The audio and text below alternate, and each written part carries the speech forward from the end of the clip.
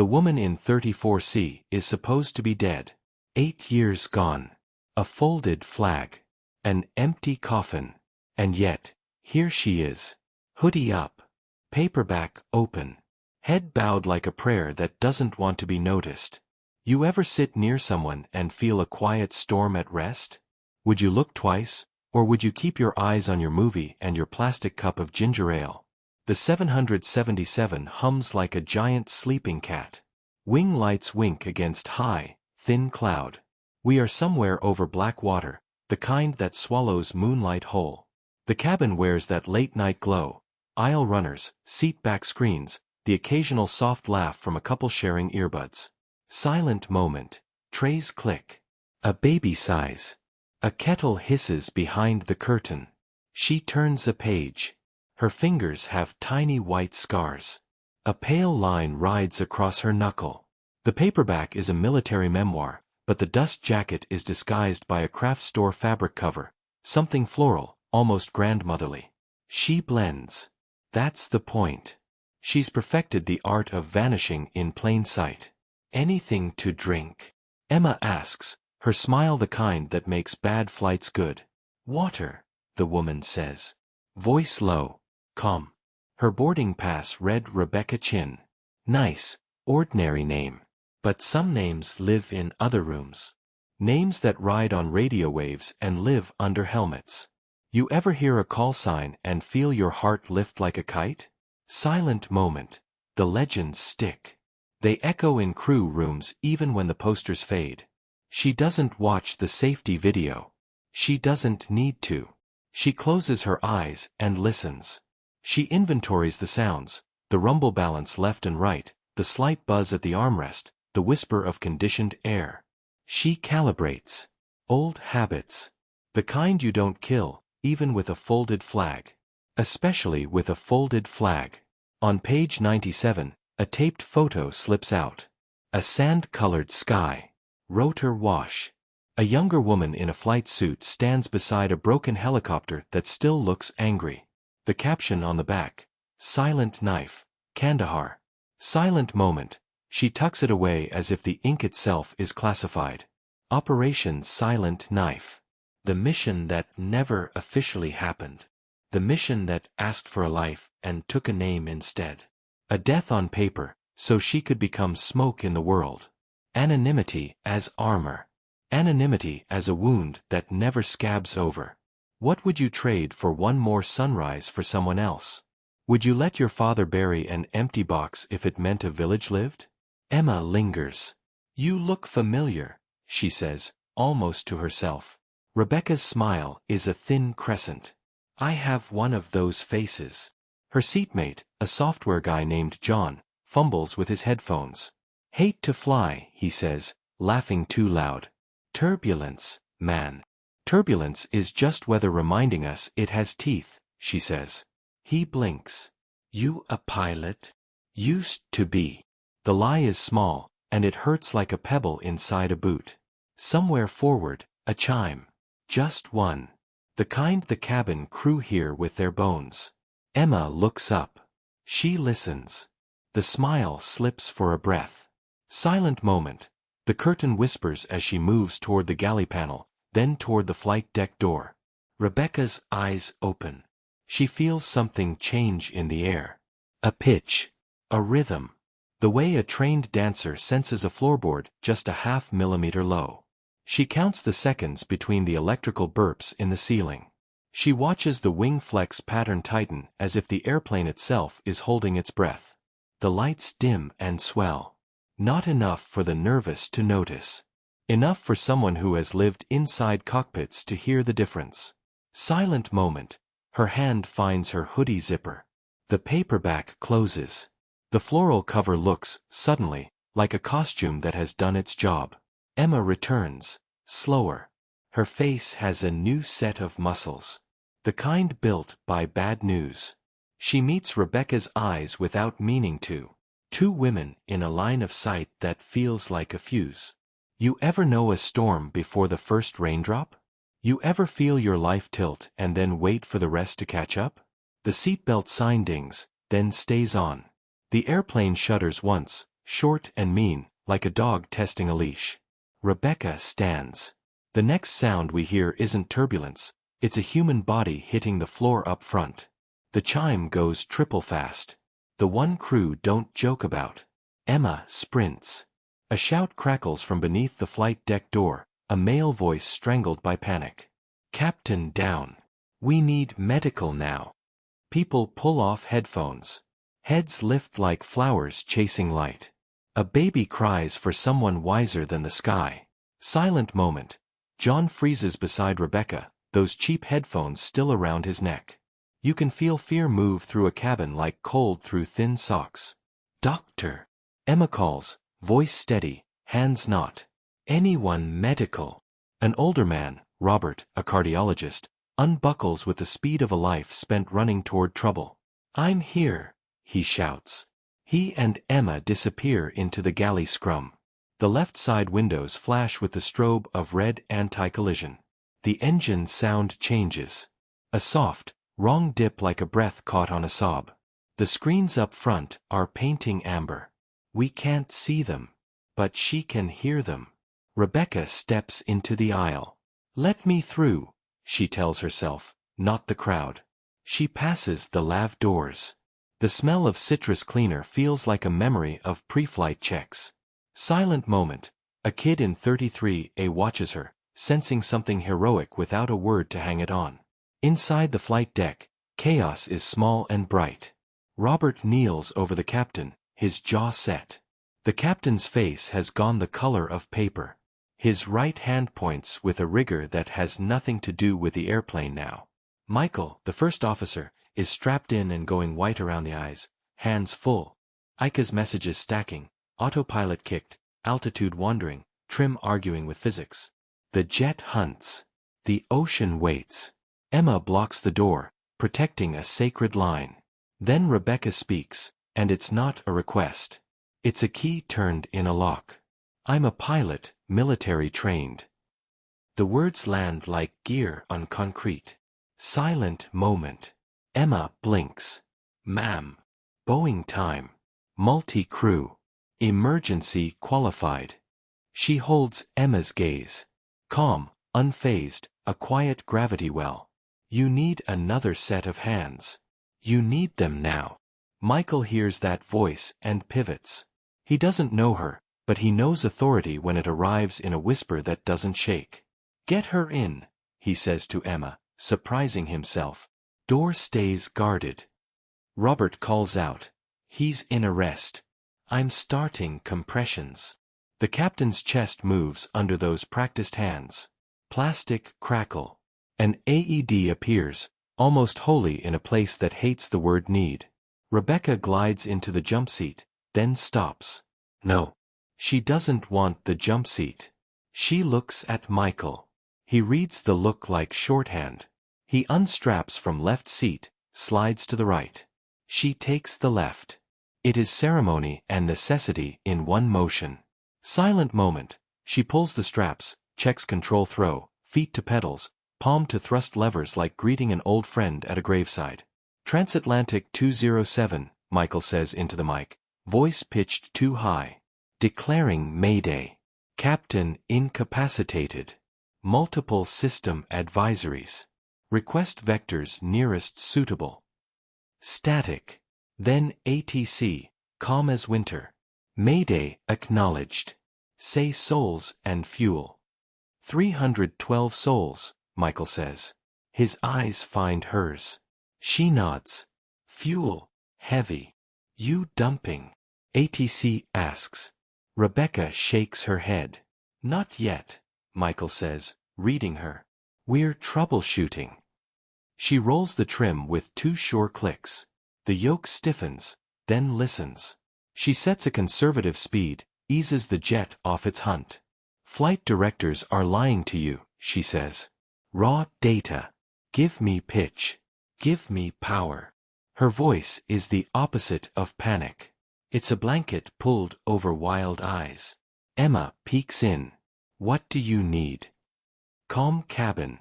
2 of your best up front to run checklists with Michael. Keep the aisle clear. Tell them the truth, and only the truth. Rebecca doesn't look back. And tell Robert we're buying him time. Emma nods like a soldier and vanishes. Silent moment. Who are you? Michael whispers. He can't help it. Rebecca watches the horizon line steady. Later. You ever watch someone step into the hardest part of their life like it's the only door left? You ever see a stranger sit in the seat where legends die and feel the room get warmer? Outside, the night is a black lake with stars like lost coins. Inside, we breathe in unison with the engines. The jet stops wandering. It starts listening. Center comes back on the radio, voice careful, almost reverent. Left seat, say pilot's name for coordination, and the woman who was buried 8 years ago tightens her jaw. Transatlantic 207, we need the pilot in command's name, Gander Center says. For military coordination. Rebecca's hands rest easy on the throttles. The airplane tries to float high, she tips the nose. Stand by, Michael answers. His eyes ask the question he doesn't voice. Who are you about to be? Checklist time. The 777 becomes a bright kitchen where everyone knows where the knives are. Evelyn, senior attendant, steps in with a headset and a calm that could sedate lightning. She takes the QRH binder like a priest with a book that keeps planes in the sky. Silent moment. Michael points, she reads. Elec. Hide. Fuel. Ika's messages. Elec bus L. Elec bus are intermittent. Rat deployed. Rebecca feels the slight shiver of the ram air turbine under her feet, like a mouse running in the walls. Backup power. Not forever. Enough to get a heart back in a chest. The autopilot stays sulking. Fine. She flies by raw numbers. Pitch, power, attitude, and a soft thread of instinct no book can teach. Cabin stable, Emma says from the doorway. Robert has a pulse. Hope is a candle. It throws a big shadow. Silent moment. Good, Rebecca says. We'll keep it. She rolls in a degree of left bank, dodging a cell that bullies the radar with a smeared emerald smirk. We need a slab of concrete within 1 hour with trucks and long shoulders. Goose Bay, Michael says, remembering diversions from sim days. Runway, 11,000. Military capable. CYYR, Evelyn echoes, printing out a weather strip. Winds 10 gusting 18. Light snow. Vis 3 miles, broken at 1200. Good enough, Rebecca says. Tell Center we're diverting Goose Bay. Ask for priority and a military hand to hold our flashlight. Michael keys the mic. Gander, Transatlantic 207 requesting Goose Bay. Emergency services standing by. Approved. Turn left heading 330. Descend flight level 280. Be advised, NORAD will join for escort due radio intermittence. Copy, Michael says. He glances at her hands. You okay hand flying this? She half smiles. I've landed broken machines in brownout sand with half a tail and a prayer. This one has 2 good wings. It wants to live. You ever learn something hard in a place that smelled like diesel and dust and then carry it like a talisman? You ever do a job so long your body remembers even when your name is supposed to be gone? The jet twitches. Power sags for a breath, then returns. Rats giving us hiccups, Evelyn notes. We'll ride the bumps. Michael, set pitch 5 degrees, power 55, target 270 knots. I'll trim out the yoke. You call deviations. Evelyn, keep that QRH singing. He reads. She flies. The cockpit becomes choreography, hands, eyes, voices drawing a circle. The airplane stays inside. Silent moment. She hums under her breath, some 6-note melody that once steadied her in a helicopter over a valley where the wind hated pilots. Company dispatch wants to know the situation, Michael says. Tell them we're busy. They can read the news later, she says, almost kind. Cabin crew, secure for potential rough ride. Emma, brief the passengers simple and honest. Fear hates honesty, but it respects it. Emma squeezes the doorframe, grateful. You want to address them? Rebecca keeps her eyes forward. Later. The altimeter unwinds. The black ocean grows teeth. The stars smear as the jet meets true air with a different set of rules. She feels the weight on the wings shift like a backpack on a long march. Speed good. Descent good. Hydraulics B shows low. We'll keep flaps conservative. Gear will drop early to make sure it's there. Michael nods. Dump fuel. Negative. Intermittent electrics. No need to light more sky than necessary.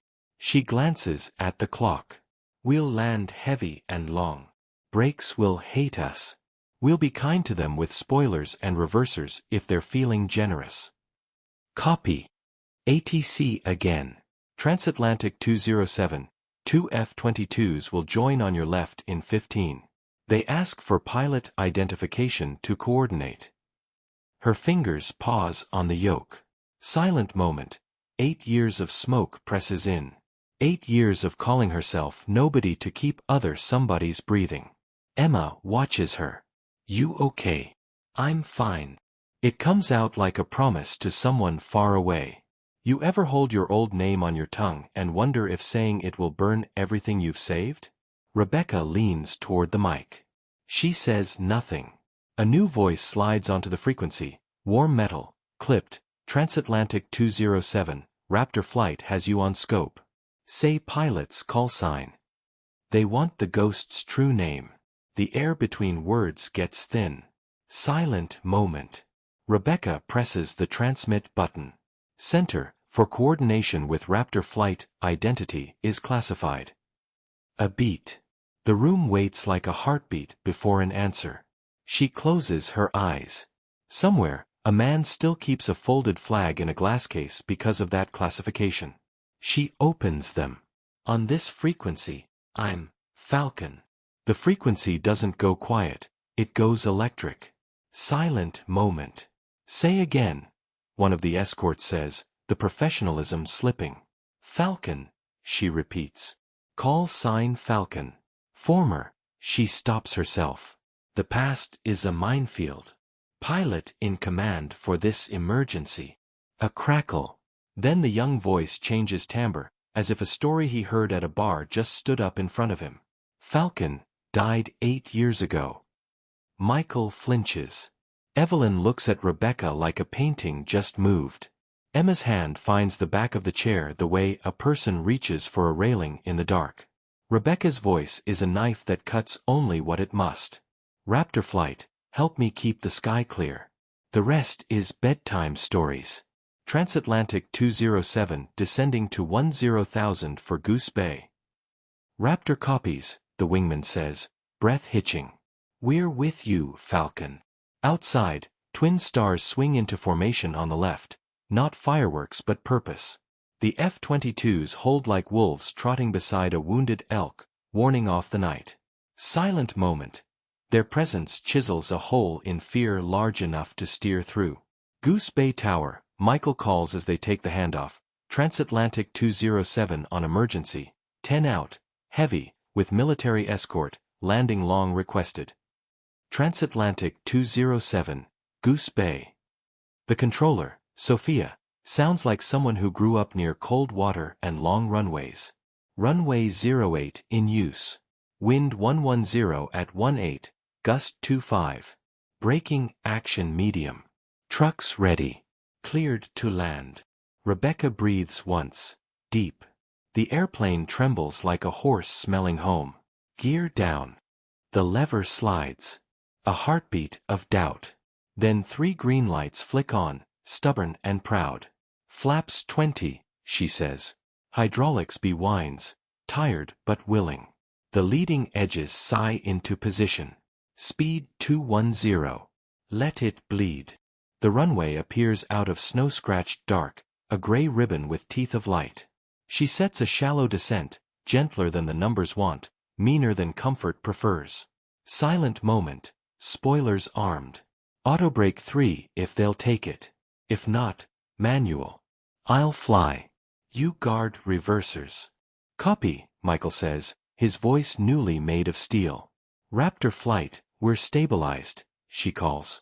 See you on the far side. Good hunting, the wingman says, reverent. 500. A little right, Michael murmurs.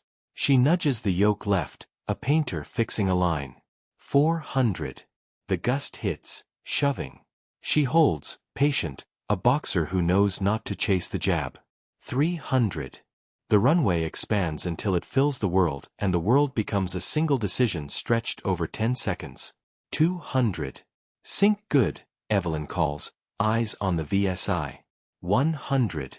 Don't flare early, Rebecca whispers to herself like a prayer from the desert. 50. 40. 30. Hold. Hold. 20. Idle. The mains kiss and then bite. The weight of 312 people pours into the struts, a city landing on 2 points of steel. Spoilers pop. Reverse buckets deploy with a roar that feels like relief shaking itself out of a coat. Silent moment. The brakes complain. She babies them, squeezing, releasing, coaxing a heavy thing to behave at the end of a long, bad dream. They slow. 70. 50. 30. 10. The jet rolls to a stop with trucks glittering red and blue on both sides like a canyon of resolve. Welcome to Goose Bay, Sophia says, voice breaking into a smile. The cabin erupts. Not screams now, sound that sounds like life returning to its chair. Emma laughs, then covers her mouth. Michael drops his forehead to his hands and lets a single, disbelieving breath out like he's been underwater for years. Rebecca sets the parking brake with the care you use to set down a sleeping child. She looks at her hands. They are steady. They have always been steady. You ever see a miracle arrive on rubber tires and think it was you? It never is. It's a circle of hands. Emergency crews pound up the jet bridge, and when they open the cockpit door to meet the hero, the left seat is empty. Later, investigators will play the CVR in a small room that smells like coffee and winter coats. They'll listen to a woman's voice holding 300 souls like a bowl of warm water. They'll stop the tape at a word, Falcon, and look at each other the way kids look at a locked door that used to open. Silent moment. Paperwork will stack like little tombstones. The report will write her as unknown female voice, training consistent with elite military aviation. Proof will be a sound wave. In the cabin, as medics work on the captain and passengers search for the face that steadied them, Rebecca is just one more hoodie in a river of hoodies. Emma glimpses a profile in the crush, recognizes nothing and everything at once. Miss, she calls, not sure why. Silent moment. The profile dips, turns, vanishes into steam billowing from a service cart. On the ramp, snow feathers sideways, soft as apology. She walks past a truck with its amber light spinning, head down. The escort pilots taxi by and each gives a tiny nod she'll never see. Michael steps off the jet and feels a small absence in the air, like a note removed from a chord.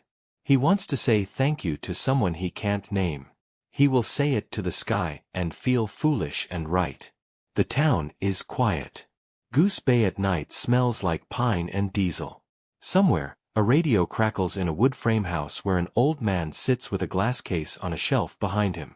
Inside the case, a tri-folded flag and a black ribbon with letters in silver, Rebecca Chin. Robert Chin keeps it dusted. He talks to it on Sundays. He hears things on the scanner because habits die slowly, if at all. Tonight, the scanner talks back in a voice he has buried twice, once with pomp, once alone at the kitchen table. Silent moment. He doesn't move when the knock comes. He knows that knock. He doesn't know how that's possible.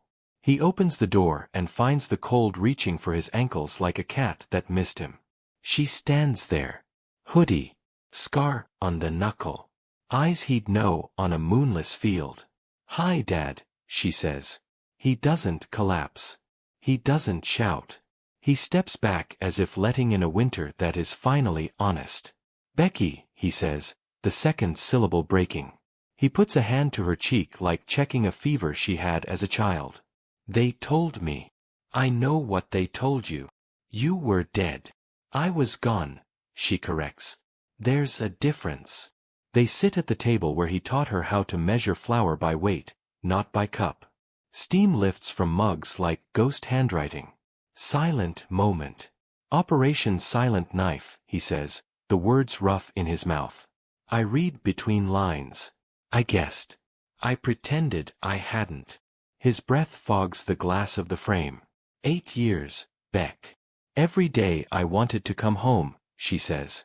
Every day I picked a door that wasn't this one so someone else could open theirs. She looks at his hands. They have new spots, little constellations of time. Tonight the door was this one. You saved them. He doesn't form it as a question. He has a father's radar. We did, she says. Emma. Michael. A kid in 33A who didn't cry when it got loud. 2 pilots in fast jets who believed a bedtime story might be true. She smiles without teeth. You taught me to believe quietly. He looks at the flag. Do I put you back in the world, or do I keep the box closed? She reaches out and touches the glass. Her fingertip leaves a fog print that fades. I go when it's time to go, she says. There are doors only ghosts can walk through without knocking. Silent moment. But I wanted you to hear my voice in a room, not just in a speaker. Will I see you again? He asks it like a man who has learned to be greedy in very small ways. She stands. The clock ticks in a way that feels like weather changing. When the sky demands it less, she says. When the stories get lighter. At the door, he says her name one more time, not a question this time but a blessing. Rebecca. She turns. Falcon, she says, and for once the word doesn't steal anything from her. It gives something back. She steps into the snow. The night closes like a gentle hand. The scanner hisses, then quiets. The house is still. The flag holds its shape. You ever love someone who belongs to the sky as much as to you? And if a stranger's calm voice landed your life safely today, what would you want to say to her now?